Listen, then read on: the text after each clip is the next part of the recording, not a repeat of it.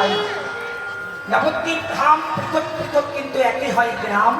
এই নবদ্বীপ অবতীর্ণ আমার চৈতন্য, প্রেমিক ঠাকুর চৈতন্য গোসাই। কেন নবদ্বীপে জন্ম হলো? কেন? শান্তিপুরে হতে পারত, কালনাঘাটে হতে পারত, গৌরধুমে মালদা জেলায় হতে পারত, বর্ধমান জেলায় হতে পারত, তিনি সব জায়গায় গেছেন। একটু সরে নড়ে বসো। উত্তরবঙ্গ, দক্ষিণবঙ্গ, পশ্চিমবঙ্গ, পূর্ববঙ্গ কোনো জায়গায় যাওয়ার তার অবকাশ ছিল না। সর্ব জেলাটাকে তিনি পরিভ্রমণ করেছেন। কোনো জায়গাটা স্থির হলো না।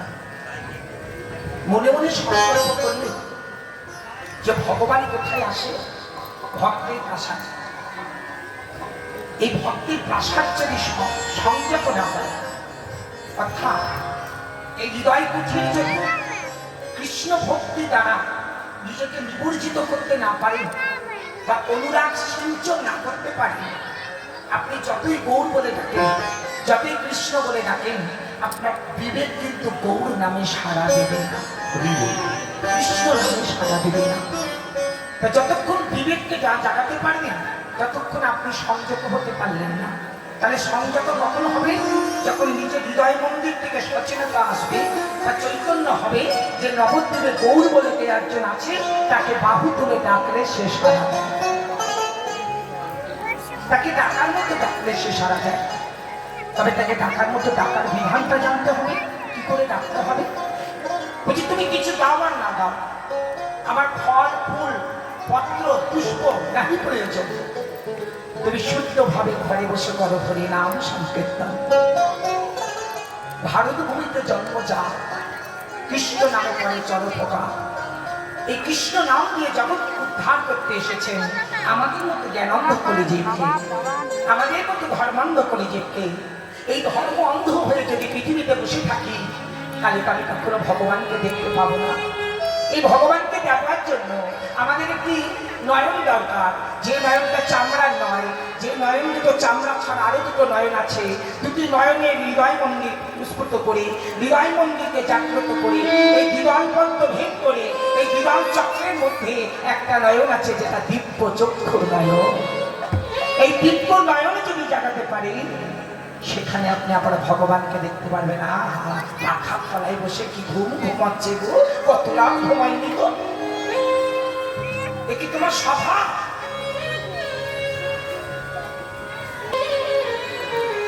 কীর্তন যাচ্ছে না কানে? একটু বসো, অনেক কিছু শুনতে পারবে। ভগবান চিন্তা করেন আমি কি করে যাব, আমার জায়গাটা ঠিক নয়। কারণ পাত্র যদি ঠিক না হয়, সে পাত্রে বিষয় রাখতে পারবেন? মনে করেন আপনার একটা বাটি বা একটা থালা বা একটা ঘটি আপনার তলায় ছিদ্র আছে, সেটাকে যদি দুধ ধরতে চান, প্রভু তুমি কেন ভাবছো? জগতে যদি তুমি ভাবো, তাহলে এই জগতের দশা কি হবে? ভগবান যদি ভাবে, তাহলে আমাদের মতো কিছু মানবদের কি হবে? ভগবান চিন্তা করলেন, আরো আমি তো নিজের জন্য ভাবি না, আমি জগতের কথা ভাবছি। কেন? বলছি জগতে কি হবে জানো? আগত কলিকাল, ওই কলিযুগে বলি যদি একবার কারো ভেতরে প্রবেশ করে যায়, কেউ কৃষ্ণ বলে ডাকবে না, কেউ হরি বলে ডাকবে না। তাই সেই সব মানুষকে উদ্ধার করতে আমি জগতে যাব। তবে কিভাবে যাব জানো? আমি অস্ত্র ধরবো না, আমি বস্ত্র পরবো না, আমি গৌরী বসন করবো, কেশ পুরাণ করবো, ভিক্ষার ঝুড়ি কাঁধে নেবো, হরিনামের মালা গলায় পরবো।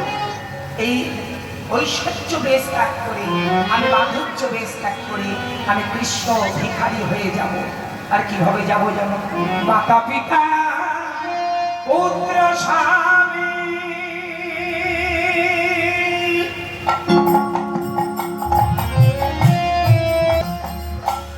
পুত্র স্বামী আগে যাব তুলি,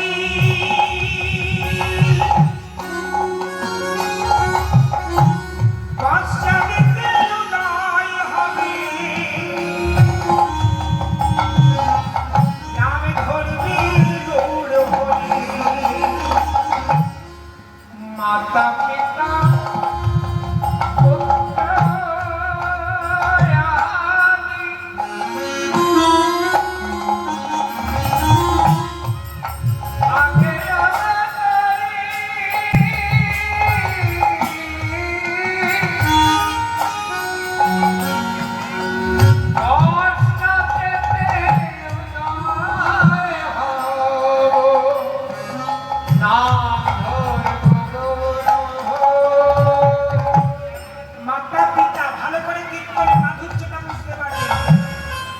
কীর্তনে ভাষা যদি ঠিক না হয় আর গ্রন্থ যদি না জানা যায় তাকে কীর্তন বলে আমাদের সরকার কিন্তু এখনো গণ্য দেয়নি। কীর্তন অনেকে অনেক ঘরে করছে, নেচে খেয়ে বুঝিয়ে ভক্ত চরিত্র দিয়ে বুঝিয়ে চলে যাচ্ছে, কিন্তু আদি কীর্তন তো বলবে না। ভালো করে বুঝুন, মাতা পিতা, তাহলে মহাপ্রভু মায়ের নাম কি? সচিমা। পিতার নাম? তাহলে মার নাম আগে হলো কেন? আমাদের এই জগতে যদি কাউকে পরিচয় জানি আগে বলি না তোমার পিতার নাম কি, তারপরে মায়ের নাম। কিন্তু মহাপ্রভু বলা উল্টে গেল কেন? আগে মা তারপরে পিতা। বলে সচি মানে কি? সূচি। আর জগন্নাথ জগতের নাম। তার পাশে কি আছে? মিশ্র। মিশ্র শব্দের অর্থ মিশ্রণ। মহাপ্রভু যখন সচিমায়ের গর্ভে এসেছিলেন দৈব যুগে এসেছিলেন, কোনো সঙ্গ যুগে নয়, কোনো ঔরসজাত নয়, প্রকৃতি পুরুষের সঙ্গম হয়নি। তাহলে গর্ভে এসেছেন কিভাবে? জগন্নাথ মিশ্রের মুখে ভাগবত শ্রবণ করতে করতে যখন 15 দিন হয়ে গেল, ঠিক 15 দিনের মধ্যে মহাপ্রভু গর্ভে এসে উদয় হলেন। হরিকথা শেষ, ভগবান উদয় হলেন। তাহলে কার মিশ্রণে? জগন্নাথ মিশ্রের রসনায় কৃষ্ণ নাম শ্রবণ করতে করতেই ওই সচিমার জনিপন্ন গহ্বর দিয়ে প্রবেশ করছে, গর্ভকে শুদ্ধ করছে, তাই নাম হচ্ছে সচি গর্ভ। মাতা পিতা পুত্র সবে ঊর্ধ্বরে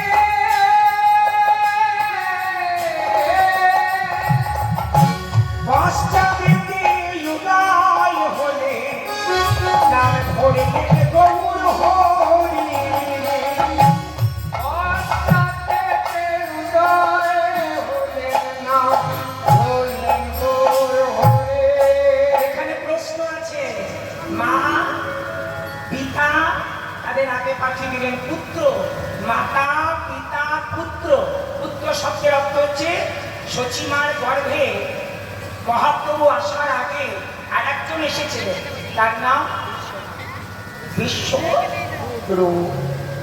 তাদের আগে পাঠিয়ে পশ্চাৎ মানে পিছনে। তাহলে যে ভগবান হবে সে পিছনে আসছে কেন? বলে কারণ আছে, আমি একা যাব না, আমি সাঙ্গ পরিষদ নিয়ে যাব।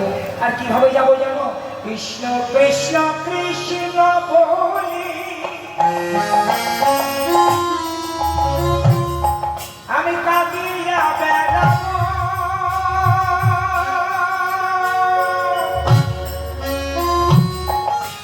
ভক্ত স্বভাবে নিজে আমি ভাগবতে আশ্রয় লাভ গাইব।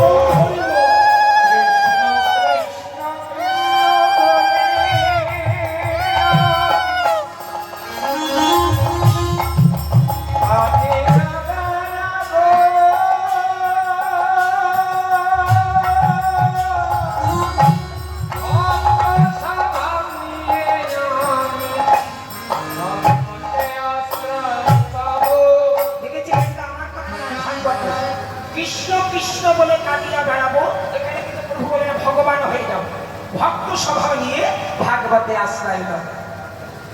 তাহলে নিজে ভগবান সেটাও তিনি বললেন আমি ভগবান হব না, ভক্ত হব। আমার ভগবান হওয়ার প্রয়োজন নেই।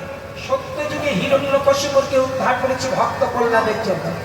ত্রেতা যুগে তরণীশনকে উদ্ধার করতে রাবণকে হত্যা করলাম, আর দাপর যুগে কংসকে নিধন করতে আমি কৃষ্ণ অবতার হলাম। এবে আমি আর হত্যা করবো না, অস্ত্র ধরবো না, আমি উদ্ধার করবো। কিভাবে? দুটো বাহু তোলে সবাই মিলে, হ্যাঁ, কেউ কিন্তু হাত নামাবেন না, হাত উঠিয়ে রাখবেন।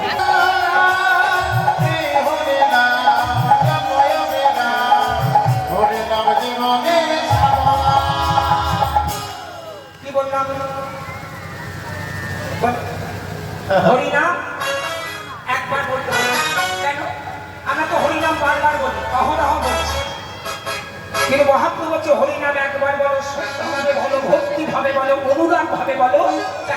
এসে বলে ওই বারবার হরিনাম করতে করতে যদি অপরাধ ঘটে যায় সেই অপরাধ কোনোদিন খণ্ডন হবে না। তাই একবার বলে, একবার কৃষ্ণ নামে যত পাপ হয় সাধ্য নাই কৃষ্ণ নামে তত পাপ করে। তাহলে হরিনাম একবার বলো, কৃষ্ণ নামে একবার বলো। এই হরিনামে জপই অবিরাম, নিঃশ্বাস প্রশ্বাসের মধ্যে দিয়ে নাম করতে হবে, অনবরত নাম করতে হবে। কারণ মানুষ যদি ঘুমিয়ে যায় তখন কিন্তু নাম বন্ধ হয়ে গেলে সেই মানুষ চলে গেলে আর হরিনাম গাইতে পারবে না। তাই সবসময় অহরহ নাম গাইতে হবে নিঃশ্বাসের মধ্যে দিয়ে। পৃথিবীতে সব মনে রাখে একদিন ছেড়ে যেতে হবে,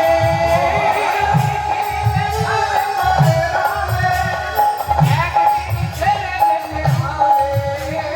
পৃথিবীতে সব মনে রাখে একদিন ছেড়ে যেতে হবে, পৃথিবীতে সব মনে রাখবে একদিন চলে যেতে হবে। পৃথিবীতে সব কিছু পড়ে থাকবে, থাকবে তোমার। হ্যাঁ, এই দেহটার জন্য কত গৌরব করছেন, দেহটার সাথে যাবে আপনার ভাবনা চিন্তা, আপনার অর্থ প্রাচুর্য বিষয় সম্পদ, ছেলে মেয়ে স্বামী স্ত্রী আত্মীয় স্বজন পরিজন বন্ধু বান্ধব সব পৃথিবীতে থেকে যাবে, কিচ্ছু যাবে না। তাহলে যার জন্য ভালোবাসছে না, যার জন্য দেহ সম্পদকে ধরে রেখেছেন, একবার তার কথা তো ভাবছেন না। পৃথিবীতে সব মনে রাখবে একদিন ছেড়ে যেতে হবে, পৃথিবীতে সব মনে রাখবে একদিন ছেড়ে যেতে হবে। এই সুন্দর নারী সুন্দর বাড়ি কিছুই তো সঙ্গে যাবে না, না, না, না। হরি নাম হরি হরি বল।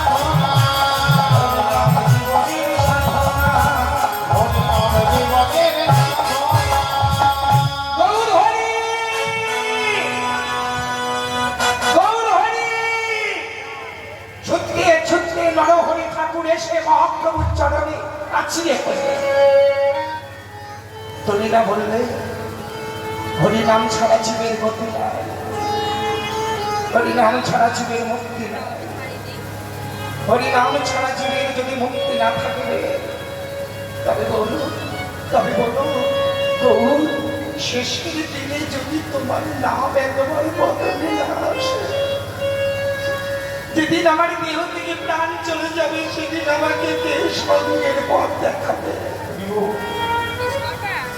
গৌর হরি বলছে নরহরি তোর কোনো দুঃখ নেই, মানব জন্মে আমাকে যারা স্মরণ করে, আমাকে যারা ভজন করে, আমি প্রতি মুহূর্তে তাদের পাশে দাঁড়াই। যে করে আমার আশ তার করি, যে করে আমার আশ তার করি কে বলতে পারে একটু জোরে বলো। আস্তে। যে করে আমার আশ, দেখেছো এখনো মানুষ শিক্ষা দেয়। যে করে আমার আশ তার করি সর্বনাশ নয়। এবার জেনে রাখো, তুমি ভুল বলেছো। যে করে আমার আশ তার করি সব নাশ। সর্বনাশ বলে কালকে বেকার গোবিন্দের চরণে তুলসী দেবেন। যে সর্বনাশ করে থাকে তাকে আমি বাতাসা ফল দিয়ে সেবা করব, এটা কখনো বলবেন না। সব নাশ। আমার ভেতরে যত অহংকার আছে, যত খুঁটিনাটি ময়লা মাটি লেগে আছে, আমি একে একে সব উঠিয়ে ফেলে দেব। তবুও যে না ছাড়ে আমার চরণের পাশ, আমি তার করে দাসের অনুদান। নরহরি বললেন গৌর হরি, এ জগতে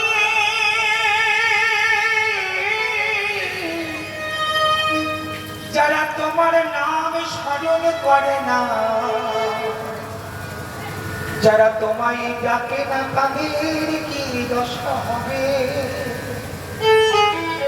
নরহরি, যারা আমাকে স্মরণ করে না, আমাকে ডাকে না, আমি বিনামূল্যে বিনা প্রেমে অযাচিত নাম তাদের গাড়ি দিয়ে দেব। ওরে না করি আর ঘুমাস না, ও ও তোরা জেনেও ওই তুলোর বালিশটাকে ত্যাগ করে একবার কৃষ্ণ বলে ডাক, একবার কৃষ্ণ ভাবনা কর, একবার কৃষ্ণ চিন্তা কর, তোদের সব দুঃখ দূরে যাবে। আর যারা আমার ডাকে সাড়া না দেবে, আমি কি করবো জানিস? আমি তাদের হাতে হাতে ধরে কৃষ্ণ নামে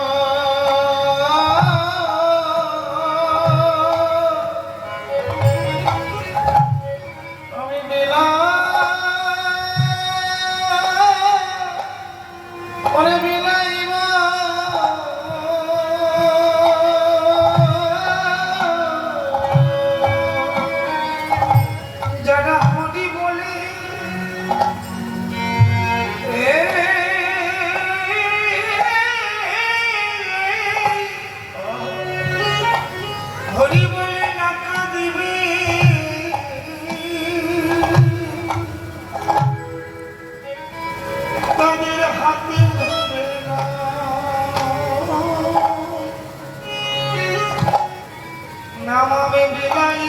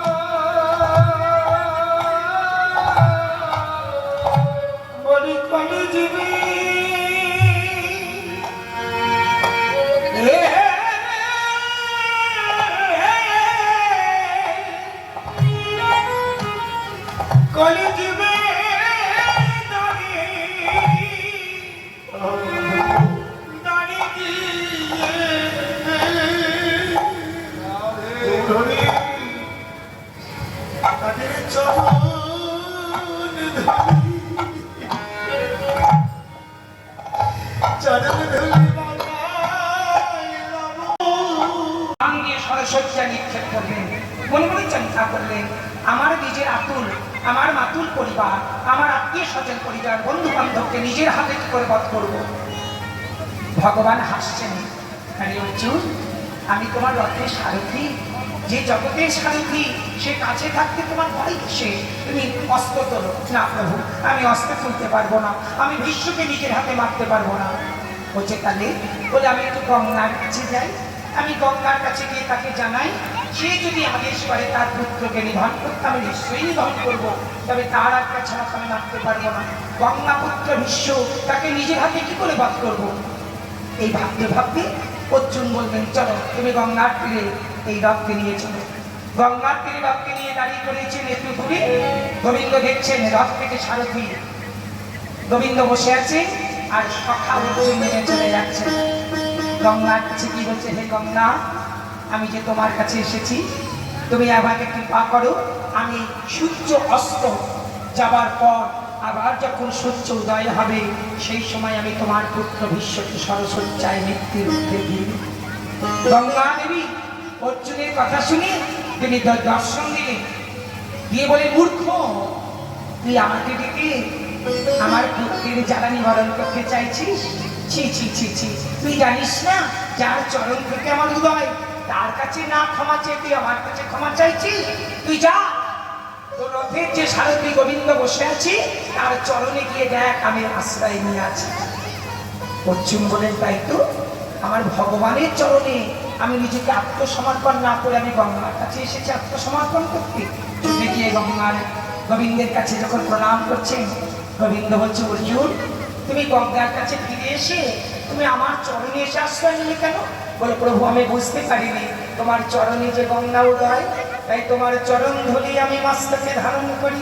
আমি অপরাধ করেছি, আমি তোমার কাছে আদেশ না নিয়ে গঙ্গার কাছে আমি গিয়ে তার কাছে ক্ষমা চাইছি।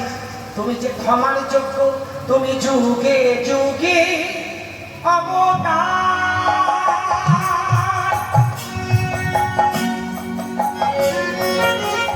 ওগো করুণার বিকার, যুগে যুগে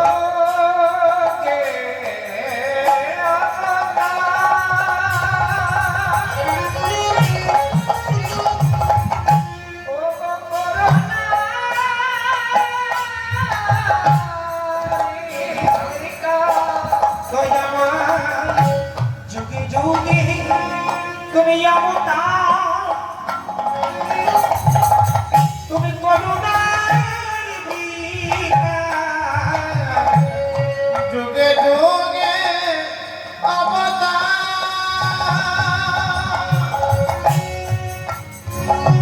তুমি করুণার বেকার, তুমি সৃষ্টির সার, তুমি আমার সৃষ্টির সার, আমার ধর্মের অবতার, দয়াল গোবিন্দ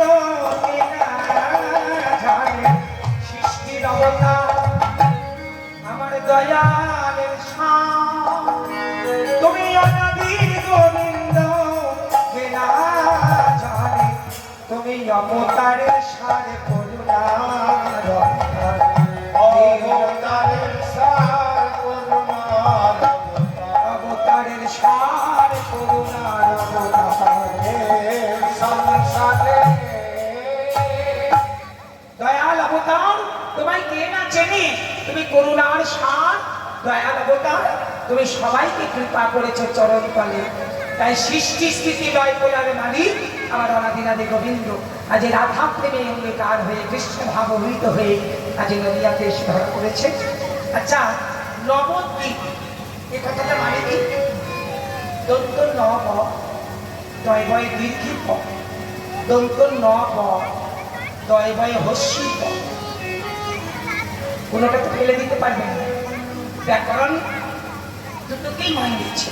দন্ত নব দয় বয় হস্যি প, একটা নব মানে কি? নব মানে নতুন, একটা নব মানে নতুন, একটা নব মানে নয়, একটা দ্বীপ মানে প্রদীপ, একটা দ্বীপ মানে নটা দ্বীপ। সামন্ত দ্বীপ, ব্রহ্মদ্বীপ, নদীপ, বদ্বীপ, আশ্বদ্বীপ, বুদ্ধদ্বীপ, নির্মদ্বীপ, আনন্দের দ্বীপ, নবদ্বীপ। এই নটা দ্বীপ। এই দেখেন আমাদের ভেতরে আছে এই কানের দুটো ছিদ্র, দুটো নাকের দুটো ছিদ্র, দুটো চোখের দুটো ছিদ্র, ছটা মুখের একটা ছিদ্র, সাতটা নাভি একটা, আটটা পেছনে একটা, নটা। প্রত্যেকের ভেতরে নটা দ্বীপ জাগিয়ে নববিধা ভক্তি জয়ছে সদা বর্তমান। সদা বর্তমান সেই নবর দিনে অবতীর্ণ আমার সচিব নন্দন। ওই নবদ্বীপে গিয়ে গৌর বলে ডাকলে সাড়া দেবে না। এই নবদ্বীপকে না জাগালে আপনি যত পৃথিবী যান না কেন, এই নবদ্বীপে সবাইকে আসতে হবে। এই নববৃন্দাবনকে চিন্তা হবে, তবেই নবদ্বীপ চিন্তা করবেন। ওগো খেলার রসে খেলায় নদ খেলা,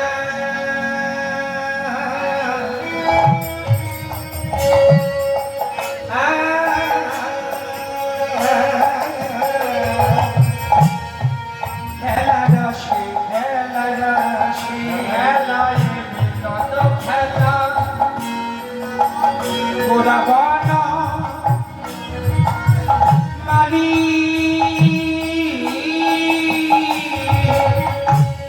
খেলায় বিনোদ খেলা